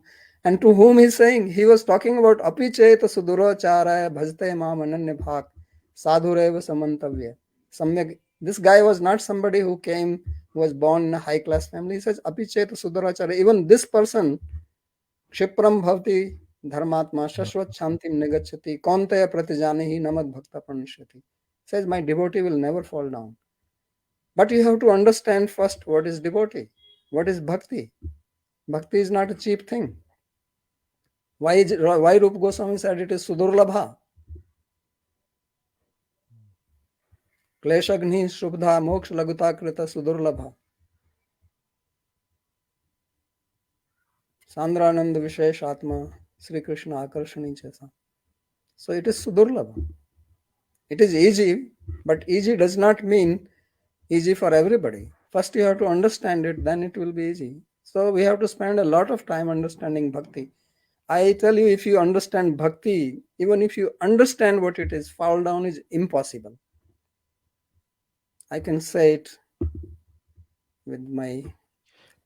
What do you mean by that? Because we see that there are fall downs in the sense of what we call in ISKCON like a fall down. Don't understand bhakti. Don't understand bhakti. The only way you can fall down is if you have committed offense. Then bhakti does not protect. Obviously, if you are offending bhakti herself, otherwise there is no power in the three worlds which can deviate a bhakta. Bhakti is so powerful. Even theoretical understanding is so powerful of bhakti. Janayati ashu vairagyam jnanam chayada hetukam. It immediately generates vairagya. So if vairagya is generated, where is the fall down? Fall down obviously means Vishaya. Vishaya avishta chittasya Krishna bhakti sudurata. Varuni diggatam vastu kathamendri maya apnuyat. This Vishaya and Bhakti are two separate directions. He says, thing which is found in the West, how will you find it in the East? Impossible. They are two different directions. So once you are situated in Bhakti, even from the beginning, even that Kanishta Adhikari will not fall down. You can read Vishwanath Chakravarti Thakur's commentary on Kanishta Adhikari, where Komal Shraddha, that his Shraddha is very delicate. Even he would not fall down. It is impossible. That is the power of Shraddha. The word Shraddha itself means that Shrat Dha. Shrat means Sat, the truth. Dha means situated. One who is situated in this Shraddha will situate you in the truth, and now you will walk. It will link you to that. You will have samskaras and all that which may trouble you, but you will not deviate. It is impossible. That's why I'm saying try to understand what is being written by our Goswamis. This bhakti is so amazing. It is just amazing. And then you will know why it is said it is simple and it is this and that. But first you have to invest some time and energy to understand it and ingrain it, digest it. When you mentioned that the devotees nowadays are not studying it, do you mean that it's because they are not studying under someone, or it's just that no one is just not studying it? Yeah, they are not studying because studying means studying under someone, because you cannot understand it yourself. How many people understand? It is written very clearly, Krishna Dikshadi Shikshanam. You talk to anybody, do they understand the meaning of this statement? It is also translated. People read it, they don't understand it. Because Shastra is like a textbook. Then you have to hear it from somebody who knows it, who has experience of it. Then it opens itself. Otherwise, Srutvapi na evam Veda kaschit. Ashrayavat pashyati kaschidinam ashravadvati tathaiva chanya. Ashravacche enam anyashnoti shrutvapi enam na Veda kaschit. You hear it, but you don't know it. And you will think, I know it. But it is somebody who is teaching you. He will know whether you know it or not know. By yourself, you cannot know whether you understood or not. So Vidura makes a very beautiful statement. He says, Swata Jnanam Kutah Punsham Bhakti Vairagyam Evacha. He says, how can one gain knowledge? And there, knowledge, he is not talking about this knowledge of Shastra by oneself. Swatah Jnanam Kutah Punsham. And then Bhakti Vairagyam, what to speak of Bhakti and Vairagya. And then Krishna also makes a statement to Uddhava. He says, Anadi avidya yuktasya purushasya atma vedanam swato na sambhavad. Same word is used, swata. First of all, this anadi, the problematic word, is used by him.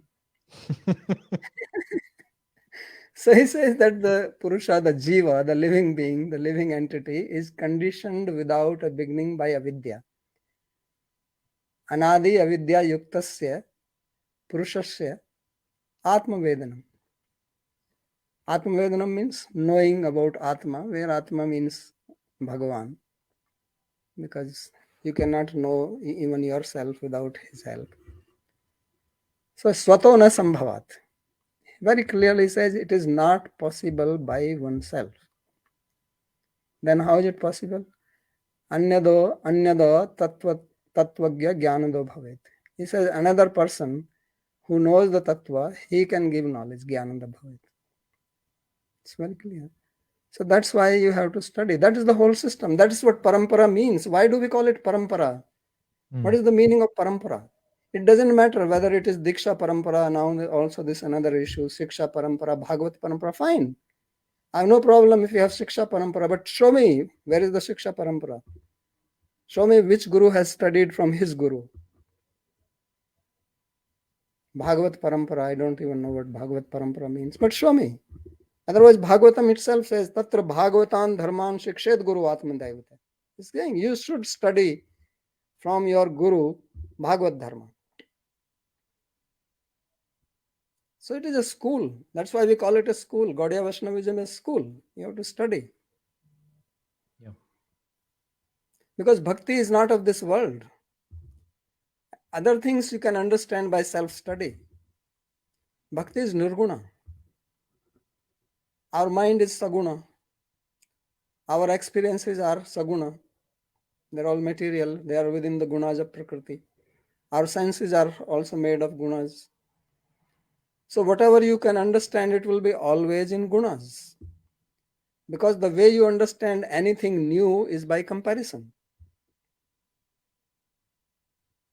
You compare with your previous experience. That's why we give examples. Why examples are given? Because example is something yatra laukikanam parikshikanam cha samya buddhi tat udaharan. So example is that which where the common person can understand and the teacher also, they both have the same understanding. They have a samya buddhi. So therefore it has to be studied. Otherwise you are going to interpret it according to your material mind. And bhakti is not material.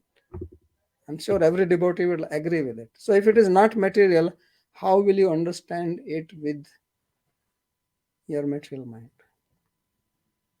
So that's why Krishna says, Anyas tattvagyo jnanado bhavet. Another person who is tattvagya, he will give the jnana. So that transcendental knowledge comes. Tene brahma hridaya adi kave muhiyanti yat suraya. Krishna gave it to Brahma. Even Brahma cannot understand it. Krishna gave to him. If Brahma would have to study Vedas on his own, he will not understand. So this is the only thing. In Chatusloki, he says this is the only thing to be asked. एतावदेव जिज्ञासं तत्व जिज्ञासु न आत्मन अन्वय व्यतिरेकाभ्याम यत् स्यात् सर्वत्र सर्वदा. A tattva jigyasu. First we have to become a tattva jigyasu. I have to become jigyasu, means one who wants to know of tattva. And then one has to do this jigyasa from Guru. Etavadeva jigyasam. Chatusloki itself is saying that you have to make this jigyasa. You have to approach the Guru and ask this. Krishna is also saying tadvidhi pranipatena pariprasnena sevaya. You have to go. Nowhere it is said that you just read it. In Mahabharata there is a story to illustrate this point, that there was a Brahmana boy. So as a young boy he did not study, because obviously studying is tapasya. Brahmachari life is not fun. So he did not study. Then he grew up. But when he grew up now, when he was young, his parents supported him. Now parents are dead. He did not study. And as a Brahmana, now he does not know any of the Brahmanical duties. And so he could not support. So he thought, well, let me get Vedic knowledge. Otherwise, how will I survive? But now he does not want to go to school because he's grown up and it will be too embarrassing for him to sit in the class and be under some guru. So he says, I will go and do tapasya. So tapsa kimna labhyate. What is that you cannot attain by tapasya, by austerity? So he was doing tapasya for a long time. Nothing happened. So then Indra, he took compassion on him. So Indra took the form of a Brahmana and he came. So he was living near a river. So Indra sat on the bank of the river and he was taking sand and throwing into the river with his hand. So this Brahmana came there and he saw him and he says, what is he doing? This old Brahmana, what is he doing? So he asked him, excuse me, sir, what are you doing? So he says, well, I have to go to the other side and there's no boat, so I want to build a bridge. So this man started laughing. He says, how will you make the bridge like this? The sand you put in water, it's just going to go down. This is not the way to bridge. So he says, well, if you can understand Vedas by yourself, I can also make the bridge. What is the problem? So then this Brahmana, he got shocked. He says, who is this? So then he revealed his identity and he told him, you go to a guru and learn from him. So tasmad gurumeva abhigachet shrotriyam brahmanishtham. So Upanishad also says, therefore you should approach a guru, Samit Pani, taking some gift in your hand. And guru is also shrotriya and brahmanishta. Again the word shrotriya is used. He is learned and he is brahmanishta. So this is the simple process. And whatever I have said, it's not that it's some complicated stuff. It's not a rocket science. This is what you want to be a doctor, you want to be an engineer, you want to learn music. Can you learn music?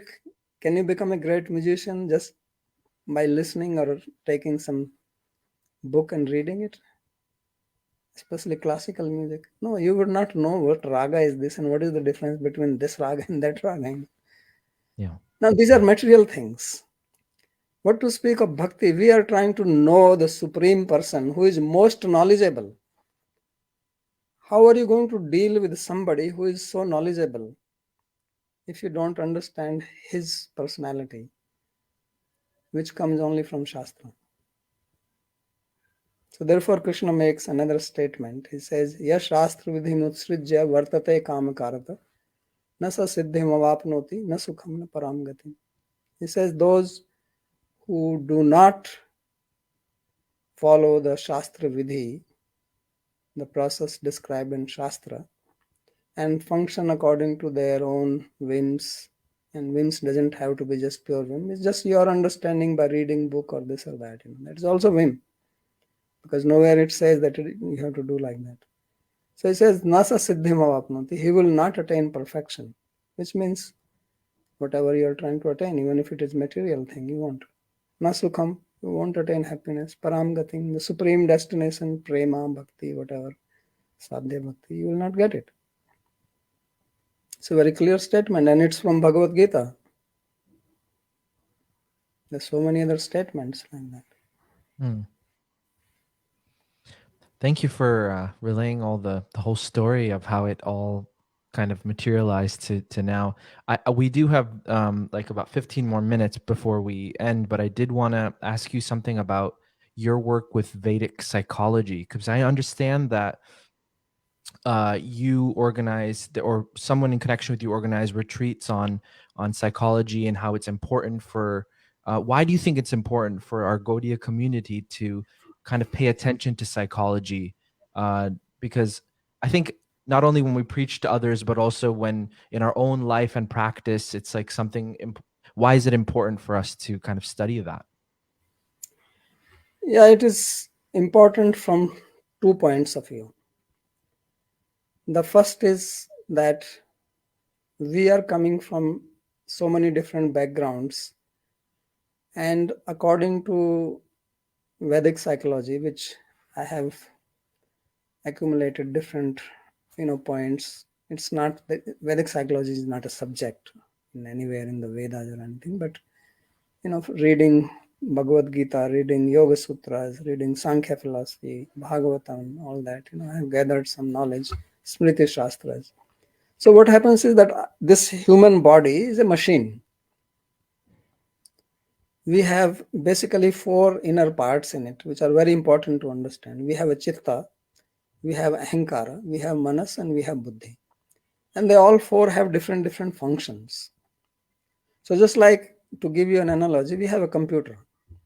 So computer has a hard disk, it has a processor, it has a screen, but there is no ahankara here because computer is not a living being. So chitta is where all our experiences are stored. Whatever you experience, everything gets stored inside your chitta. That is like hard disk. Anything I type on my computer, everything goes into the hard disk. Then buddhi is like the processor. It processes this data and makes files of it. And that's why sleep is necessary, because most of the processing is done at night. When data is not, because when data is coming from outside, you have to get the data, there's no time to process it. So sleep is very important. That's why if you don't sleep for a few days, you can become crazy.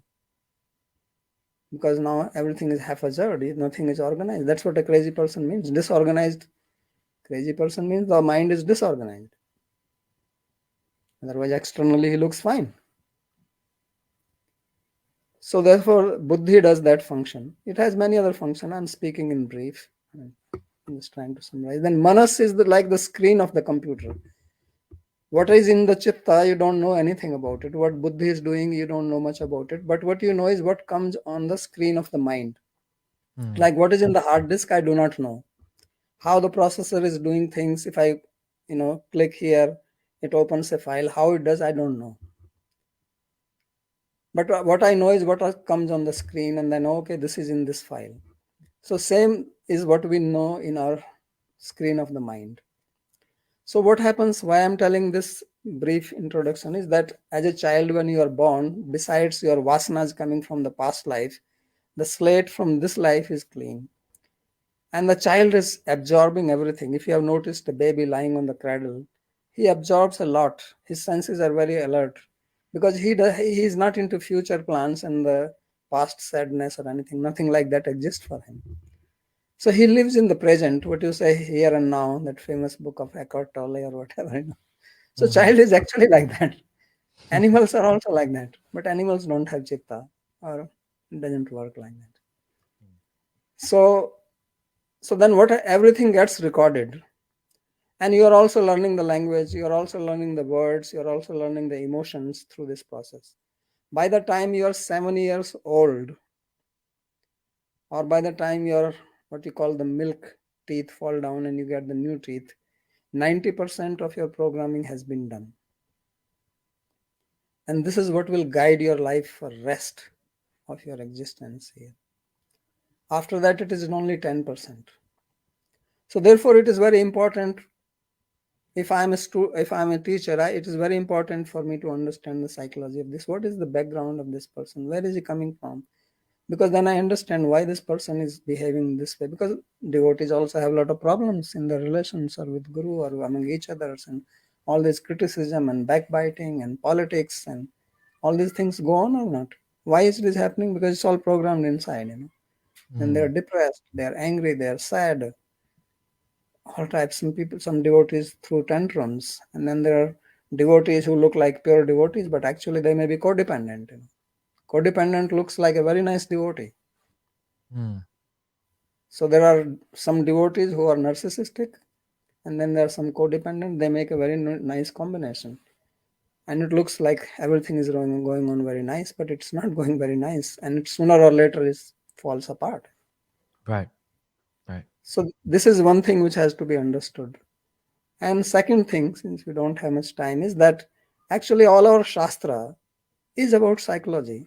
So there is a material psychology and then there is spiritual psychology. All this bhakti, what are these vibhav, anubhav, sanchari bhav? This is psychology. Ujjwal Nilmani, Bhakti Rasamrita Sindhu, the later part, it's all how the devotee's mind functions. And that's why I said, if you want to serve Krishna, you also have to know he is also a person. He also has a mind. He also has a thought process. How does he think? How does he function? How does he relate with devotees? So this is the spiritual psychology. But if you are not understanding the material side, and then you have to clear these what you call the grunges, the things which are obstacle to your progress. These are anarthas. You know what Rup Goswami is saying? Ado Shraddha Tata Sadhu Sangata Bhajan Kriya Tato Anartha Nivri.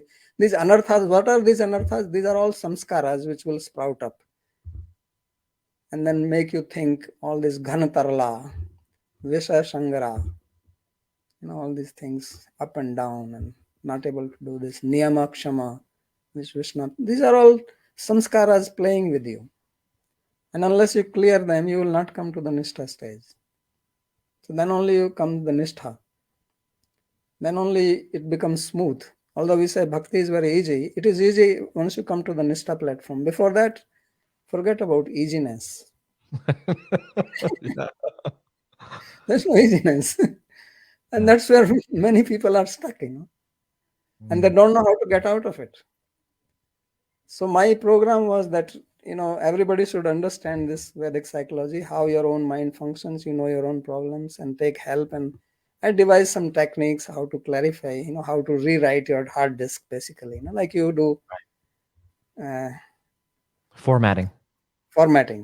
Yeah. So there are viruses, these are viruses, because viruses are also programs on the same hard disk where you have your good programs.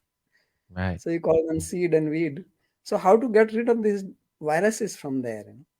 So some techniques I devised for that to help devotees. Amazing. And then you can come to the real psychology. Yes. Then you understand why devotees why devotees act the way they act. Otherwise, you don't understand. That's why I said it's very difficult to understand the mind of a devotee, because his psychology is different. He's floating in another program, and your programming is different. And you don't know his program, but he knows your program. Wow.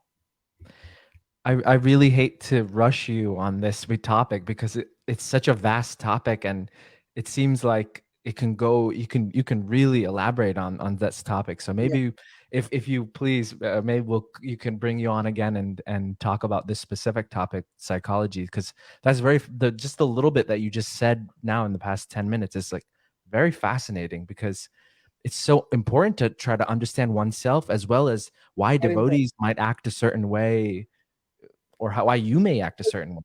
Because we are on the path of self-realization. Yeah. So self-realization does not mean only to realize that I am Atma and I am servant of Krishna, but first realize this self, because we also call this body as ourself. Yeah. The word Atma in Sanskrit means all this. In Sanskrit, Atma means body. It also means mind. It also means buddhi. Krishna himself, Atma hi hivi Atmano bandhu, Atma hi ripur Atmana. So many times he uses the word Atma, but in different meaning. Yeah. So therefore, Atma Sakshatkar, self-realization also means first to know my body, Vata, Pitta, Kapha, then to know my mind, Sattva, Rajas, Tamas, and so many other divisions of it. Then to know my grunges, my anarthas from my chitta. This is also realization of yourself, because you have to get rid of this. You have to use this instrument to reach there. It's like if I have a car, I have to know why this car is making noise. So, no, I'm going Vrindavan. I don't care for the car. No, but car is the medium which will take you to Vrindavan. Yes. Say, no, I meditate on Vrindavan only. I meditate on Radha Krishna pastime. Now we are talking about, this is Maya. This is what we heard in ISKCON. Body is Maya. I spoiled my health hearing all these things. Still suffering from that. Wow. Yeah, doing all types of crazy things, don't eat at night and don't this and fasting this way and that way, These are all some unscientific ways. At least understand Ayurveda, which is the best science for the body. Right. Well, Maharaj, it was very nice to speak with you and hear your story, and I thank you so much for expressing all of that you did. And yeah, it's just I feel like you were treated quite unfairly. That's my own personal opinion, and No, I don't think like that. I'm telling you frankly, I don't have grudge against ISKCON or anybody. right. Anybody who were even so-called against me, I can meet them. I even met Jayadvaita Swami once in Boston area. We had talk. I don't have, because you know why? I take responsibility for my own actions. Because people say, many times they ask, why is that you don't get disturbed about ISKCON and this and that? I says, no, I joined ISKCON by my wish. So if I did not like it, and if this is my choice, Yeah. it was my decision. Nobody caught me by neck and said, join ISKCON. So why shall I blame them? If I have to blame, I have to blame myself. I made wrong decision if I have to say that. It is my decision. I am responsible for my own decision. Therefore, I don't have any grudge against anybody. And I again repeat it. Although many people think so, but I cannot change their thinking. Yeah. And finally, I would ask for forgiveness if my words hurt anybody's feelings. If anybody feels disturbed by my words, please forgive me. I don't have any intention to disturb anybody. I don't have any motives like that. I'm not after, this plan or that plan. My plan is very simple. I want to be a devotee and remain a devotee and practice, follow Shastra. Thank you so much. Thank you so much. Please stay on, Maharaja, and I'm just going to turn off the recording. Hare Krishna, everyone. Thank you for listening. Hare Bol. Hare Krishna, Hare Krishna.